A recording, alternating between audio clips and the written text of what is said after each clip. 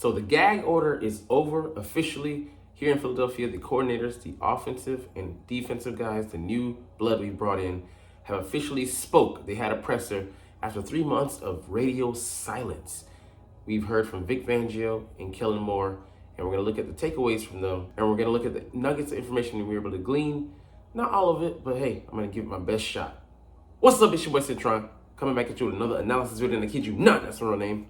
12 takeaways from Vic Fangio and Kellen Moore's initial Eagles press conferences. And it took so long to get this out there. They were under wraps. I mean, they had to make sure that, they didn't say anything dumb, stupid. No. These are men of conviction, veterans at that, years, much skin in the game. They had to, get their priorities straight. Free agency, the draft, making sure they got their input, making sure they got the pieces, to assemble the groceries that they wanted, as Bill Parcells would say, so that we could do some quality cooking in the kitchen here in 2024. The thing I took away from both these guys in the initial press conference, they're veterans. The way they, Vic Fangio, the way he handled the room, he spoke opposite of Kellen Moore. Slow pace, but under control, very tacit with his responses, didn't get overwhelmed. They're not gonna, blitz him at this point, no pun intended. But calm, cool, and collected. And the way he was just able to answer, okay, we're not doing that, or it was like a father. He handled and quieted down the crowd nicely, even getting in the order. You got to get these guys in line. It was, really opposed to Sean Desai. Kind of high energy, but, kind of like frenetic. It was a masterclass in how to handle an interview. And then Kellen Moore, his rapid fire speed, you could tell, like, his mind thinks quickly. The way offense might go under him. Like, he was just like, bam, boom, bam, bam, bam. Like, it was literally a depiction of his offense in motion. No pun intended. But you love to see the way he handled questions, and like he had feedback to the feedback to the feedback. It was just the way he went to detail, and then the more to detail, and then giving an explicit picture that you could visualize in your mind. Excellent execution. Anyways, let's look at what they had to say. The Eagles under Nick Sirianni had probably practiced less than any other team in the NFL. How does Vic Fangio feel about that? You got to make do with what you got, but I keep pushing for more, he said. So he went into more detail, talked about how, players haven't really changed. It's been the coaches that, really have, times haven't really, been that different. The players still want to put in the work, and they need someone to mold and shape them and push them in the right direction. And as long as they're willing and able to, why not? Why can't I be that guy? So he's going to push them hard, he said within reason. You're not going to be out there, doing,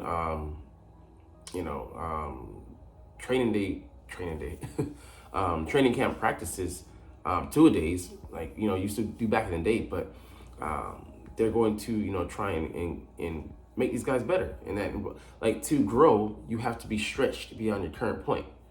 And that's just, the nature of the beast. But not everybody wants to be pushing that regard, especially modern day era players. So you have to bring in guys that want to be great, that want to pursue that want to be challenged. Like Jalen Hurts, he said, hey, a coach can cuss me out or do, this, that, and the third.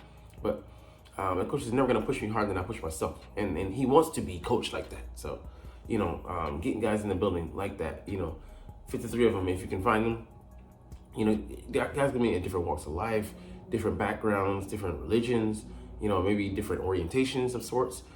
You never know, but hey, the goal has to be the same. We're all trying to achieve this, this vision of bringing a championship to the city. If you're not on that page, yours might get turned.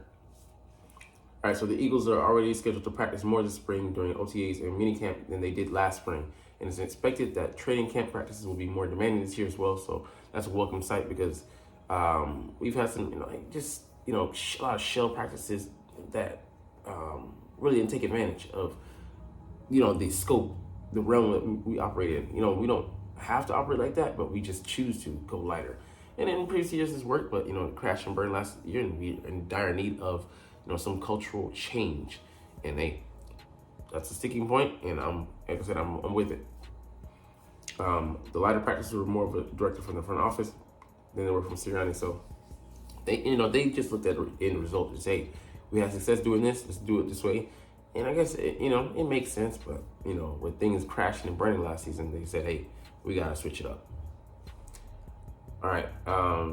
Vic Fangio mainly helped the Eagles offense, not defense, when he consulted for the team in 2002. So he said 95% he was helping out the offense and 5% of the defense. So and that's not really anything to really to hang your hat on. 5%. That's what, maybe 2 weeks or something like that, or the time he said he wasn't even here every week. He was here sporadically. So not even 2 weeks, man. Maybe a week's worth of work, if that. But yeah, he was really trying to prep the offense, get ready for a defense like his. It came to bite him in the ass. We played the Dolphins last year because we kind of knew more what he was going to do than he knew what we were going to do. But yeah, I mean, it's something that overblown, that people harp on, and you got to really know your information, know sources, and know pour over you get so many sources. What's real and what's not, to be able to circumnavigate those pitfalls. Is that I'm out here false flagging, reporting, but yeah, I inundate myself with so much information that I'm able to suss out, okay, this probably sounds pretty fake. It's probably not, actual grounded intel, or just, even though it may seem like it's coming out of thin air, there's probably some credibility to this report. All right, would Fangio have been the Eagles defensive coordinator in 2023? If the timeline of openings was different last year? Hell yeah. He pretty much admits it. He says, that's a fair assumption. So pretty much yes. And I don't know, man. Because think about it. If the draft the season didn't fall out the way it did, we wouldn't have had the draft fall out the way it did. We might have been picking Lauren. And Quinion probably would have. The Lions would have snapped him up in an instant. Because damn, what's going on, man? Terry Arnold went like 2 picks later, and that started the run on corners, and then things got uncomfortable up for other teams because they were like, oh shit, what are we gonna do? That started to run on. I'm forgetting how the corners played out, but it did start the eventual run. We might have started the other one as well. I know we started the other one.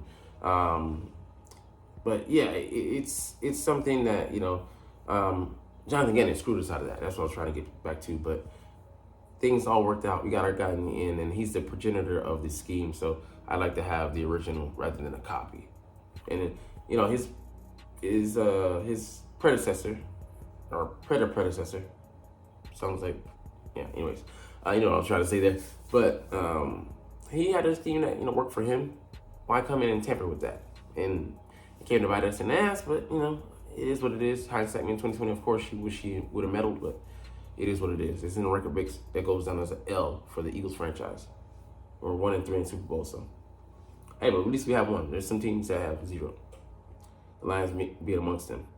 All right, Fangio described what he feels are the most important elements of his defensive scheme. So this sounds really like cap, but it really isn't. Good players, he said, and we went out and got plenty of those this offseason, both in free agency and the draft. He had his fingerprints all over those moves, picks. Alex Hunt was a favorite of his in the draft, getting the edge rushers that had the size but that can drop. You watch a pick 6 of his. He looks so natural. He looks like a huge safety out there. Forget the guy. He's 6'3", bordering on 6'4", 250, and he should be able to make use of that background, doing just that here in Philly. Because Vic wants a guy that can in ability equally drop as well as rush the passer, but he's going to be moving forward more likely than moving backwards, but it's nice to have that ability. But yeah, good players like Quinion Mitchell, Cooper DeJean. We had to upgrade that secondary. Perfect. Bringing in Devin White, a better athlete than anything, but still a leagues ahead of what we had at linebacker last year. We're working on coffee dregs. Right. And I'm not trying to be a wise guy with that. We have a system that is versatile. We like to think, attacking from different angles. Look at the pressure they got. They were a top 10 defense last year with, 2 of their edge rushers, Bradley Chubb and Jalen Phillips, out for a good chunk of the year, as well as Xavier Howard. It needs to be versatile because every week you're facing different strengths of an offense, different schemes. The 49ers, they came and whooped our ass different than the Cowboys came and whooped our ass. Cowboys game we were more in, but the 49ers, that was just a straight beatdown. And, he talked about, if you put in your foundation of your defense, every time, every week, you be able to go back to that when things go to shit. You don't panic. But, if you don't test the guys in training camp and week 3, week 4, just first time you're throwing those things at them, they're going to go out there and look like, we look like we got overwhelmed because we just weren't ready. I think, part of that, maybe the defense was too complex under Sean Desai. He needed to simplify it more, but he just was being a little stubborn. I'm finally coming around on that because, the results are the results. And he got the plug pulled on him. I mean, wrongfully so, I believe, but they did do it for a reason because the results weren't panning out. So what you play in week 1 week, 10, 15 times, you may not play it all the next week. Yeah. And we saw that with Sean. He had some good moments, The Rams game, being able to shut down that offense. The first and second half looked diametrically opposed to one another. You have to have a versatile system for the offenses today in the NFL, most definitely. What we'll eventually do is learn what our guys are best at. So you love that. Not going to try to fit a round peg in a square hole. Find out what you guys, what they can do, what they can't do, what they're good at, and try and make a scheme built around that, which is perfect, which is what most coaches don't do. I like to throw a lot. Okay, this is what I was talking about. The worst thing you can do is week 3, week 5, man, we really could use this scheme, but it hadn't been introduced to the players yet. So, I believe maybe some of that was going on last year, not saying that he didn't introduce it, but they weren't ready, and then he just tried to roll with it anyways, and we were overwhelmed. Whereas if you introduce it to them in training camp and worked on it, when you pull it back out there 3-4 weeks later, there's recall. So yeah, having total recall is, may not be total Arnold Schwarzenegger, but having some sort of ability to come back to something that you worked on rather than just, going with the unknown. You might get burnt. Like you said, also, it may work, at times, but eventually your luck's gonna run out. Because, winging it ain't the thing. So one of the player complaints about Sean Desai a year ago that was he tried to do too much in terms of varying schemes. So exactly what we're talking about. I'll be interested to see if the more experienced Fangio is more successful in implementing that approach. So I think he will be, but he'll try to keep it simplistic. But at times you feel like Sean Desai was keeping it too simple. But when you try to ramp it up, maybe he didn't throw enough at them. And I think, it pans out, to something said in training camp. Like, it's kind of, user-friendly, but even if it may not be user-friendly, as long as you pick it up, you can throw chunks at them, but you don't want to give them too little, too much, that balance. You got to be able to strike that. All right, Jalen Carter is going to play a lot, so he needs to be in great shape. I think he's talented enough that no matter what we do with him, we'll be maximizing him. He's got to get in great shape, which I think he's off to a great start here, so we can play him a lot. So I love that he's having great expectations of him already, trying to say, hey, you're in the second year. This is a lot of players make their biggest jump from year 1 to year 2. And yeah, he was a stud, but we don't want him slowing down, gassing out again, and following the trajectory of the guy below him, who we'll talk about in a minute. But he praises conditioning, but it's interesting that he brought it up on his own. So he's just making sure that, hey, I was aware of this, I was on top of this from day 1. Getting Jordan Davis into good shape is also a focus. He's heading into his 3rd year, which, also is pretty big. And I think there was a sizable jump from year 1 to year 2, but still, he flamed out super early. But I mean, some of that, the scheme, we were just relying on him too much. And we don't have an adequate player to replace his talents. He's a huge part of what we do in the run game, but, we need someone to be able to supplement some out because we don't want him burning out, because we're going to need him down the stretch. I don't have anything to compare it to, but not having been here his first, 2 years, he's off to a good start. I think he's working good. I think he's running in good shape. It's up to us to give him the opportunity and platform to get in good shape. Then rely on him when he leaves here in that dead time between the offseason and camp. So we take the break, and you got to trust that, what you built, like parenting, 18 years that you put in, you got to trust that that's going to hold up against, the whoredom of college. You know what I'm saying? Like, it's pretty hard out there in the streets. Yeah, it is. For what I've seen so far, very encouraging. So I love seeing that also as well. He's heart is in the right place with Carter and Davis. So Fangio reportedly butted heads with some players in Miami. His perspective on that, I didn't see that at all, really. He says whatever that falls, that falls. So, I mean, of course, we know the reports there were some guys that didn't like him, like maybe 3 or 4 out of, 15, 16 guys, whatever. But, hey, there was guys that stood up for him as well. He's a veteran coach. He's a no-nonsense guy, and he's old school. And what I love is that he they're not going to, mince words. That I'm sure there's some guys that, didn't get in line. But like I said, new age of player, they're different. They don't want to, be great. They want to get paid, So weeding those guys out and seeing, testing those guys' mettle. That's, cool. If you can do the best of both worlds, get paid and also, be passionate. But, it's often leaning towards one side or another. And then the more talented guys tend to, rely on that talent, be more lackadaisical, lazy. And the, less talented guys, they're fighting for their life, like R. Kelly, So they're trying to put in the work to, prolong their career, make it as, lucrative as possible. But, yeah, I mean, like, I love that, he says, hey, we're gonna butt heads. We're gonna get uncomfortable, but that's the nature of the business as well. All right, we're gonna skip over that. The Eagles are blending Nick Sirianni and Kellen Moore's offensive ideas, where the players have to learn new terminology. Terminology, plays are plays, words are words. I think it's a combination of things we can build off of. If everyone understands the play and it makes sense, let's keep things in place.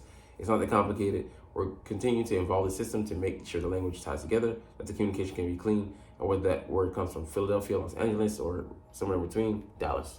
We're building that as we go. So I love that he's going to make it user-friendly. And now something that makes sense, roll with that. But I'm sure he has a system laid out already. And they're going to have the bulk of it is going to be them picking up his system. And that's going to be, his words, his terminology and stuff. But there might be some crossover in it with blending as well. Some of the stuff that makes sense to keep, from Nick Sirianni's side. They're pros. I believe they'll be able to do that. No problem. Meld things together. But it's going to be a work in progress. We're going to see how it works out. But he wants them to be able to play fast, play aggressive, confuse the hell out of defense, throw lots of, overload them with information, formations, and, motions and stuff like that, shifts, so that they're on the defensive. Quite literally and figuratively speaking. All right, the players have plenty of time to master new terminology between now and September. I agree with Moore that they really shouldn't be that big a deal. Yeah, so bits and pieces, chunks at a time. We're not trying to eat the whole carcass and gorge on everything at once. We have the time. We have the meat. So I can resist the plug. All right, the Eagles' offense will feature more snap motion. Certainly the shift in motion aspect of it comes from his background, from being in high school and college at Boise State. It's just something that they did. And, Dallas, he implemented a lot of that. You think there's two elements. Ultimately, you're trying to build packages and create things so that the run in the action game and the drop back game, that there's work to be had there on both sides. Diversity there, ergo the confusion. So there's alignment and similarities with the presentation that allows us to stress the defense to those different looks. So just what we talked about just above, being able to be duplicitous in your approach. And that everything looks the same, it causes doubt. Doubt equals hesitation. Hesitation equals slow reaction time. And that is an advantage for the offense. There's some things that you're trying to gather information for the defense, and there's other times you're simply stressing the defense. So being able to do both. Hey, okay, they like to do this. Let's come back to that later. And yeah, there was some of that with Brian Johnson. We did do some learning on the fly, just not enough. And then stressing the defense out. We didn't do enough of that, nearly enough. We were too basic, too vanilla last year. That was the most important thing for Moore on game day. Clean operation, he said. As far as for me, just keeping a clean operation for the quarterback. Hopefully we're prepared the right way. We understand that adjustments have to be made during games. So making things easy for him, basically. There's always those elements. You got to be clean. You got to be a clean, steady operation for the quarterback. He deals with a lot during games. Understand that aspect of it. Hopefully I can provide that. So that's excellent. That makes his job easier. His job easier by making it easy for the quarterback. Layups. He's just a point guard. Distribution. Focus on distribution. One of the buzzwords that was thrown around in Dallas when Moore was the Cowboys' offensive coordinator was that they were trying to build a Dak-friendly offense. So, just make Dak's job easier. Moore, of course, is a former quarterback himself and understands how demanding it is to be one in the NFL. Sounds like Moore is looking to make the Eagles' offense more Jalen friendly, and it can't hurt. Pun intended. But yeah, man, he has so much, that helps the quarterback out. I'm looking at some film today, like a touch pass. It's easy completion. It's technically a forward pass, but all Jalen does is touch the ball and then pass it forward to a guy that's receiving the ball, and then easy way to pick up yards, throw defense off, set up things later, build off of that later in the game,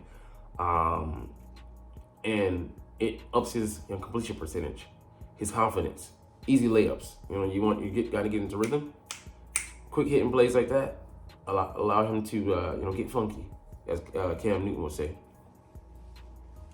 Or will Jalen Hurts have autonomy to change plays at the line? Basically, yes. A lot of times QB note is what it is, but it's also making sure all 11 are tied to what the adjustments are. Jalen's been phenomenal. I'm excited about building that process with him. So you definitely want to have him access to that, but make sure that everyone understands, like the option route that Devin White, funny, he's a teammate now, picked off. Him and Jalen were on the same page. I thought Jalen should have, I thought he was in the wrong when he threw to the inside, and then the cut was on the outside. He was in perfect position to get that ball and screw him out of being in the right place, get some yards and hit upfield. So, but being on the same page, it's huge. It's everything.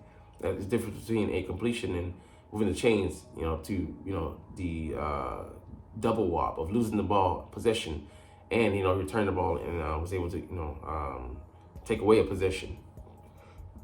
Take away a possession. We were almost in the red zone, and then they have possession now. So I mean, just the double doink. We want the QB to have a tool, so he wants him to be able to do that and have the freedom to. And I agree with this assessment below. Modern offenses simply can't work if the quarterback is not given the ability to have checks at the line. But it sounds like the scope with which Hurts can make changes will have limits, of course, because you don't want him to do too much and then get lost in the sauce, which is probably a smart approach to have with most young quarterbacks. And he's only in his 5th year, but 4th year starting, and he's still got a lot to learn. And a lot of coordinators, he's his 3rd or 4th now. Nick Sirianni, and then Shane Steichen, Brian Johnson, and Kellen Moore is his 4th guy in 5 years, basically. No, 6, basically, because Doug Peterson as well. But anyways, we're gonna get up out of here. I love these interviews, and like just it gives some insight. Even they're not giving away a lot of information. What we're able to glean is still a mountain worth its weight in gold. But anyways, like I said, we're gonna dip. But hey, you're not even watching, and it's a long ass video, but I love talking about the Eagles and I love making these videos. So we're gonna chunk the deuces officially. But as always, it's fly Eagles fly, and let's motherfucking go. Like, comment, share, and subscribe if you like. Thanks for watching. Check me out at Cintron Anime, Cintron Life, or Cintron Laughs, or other social media.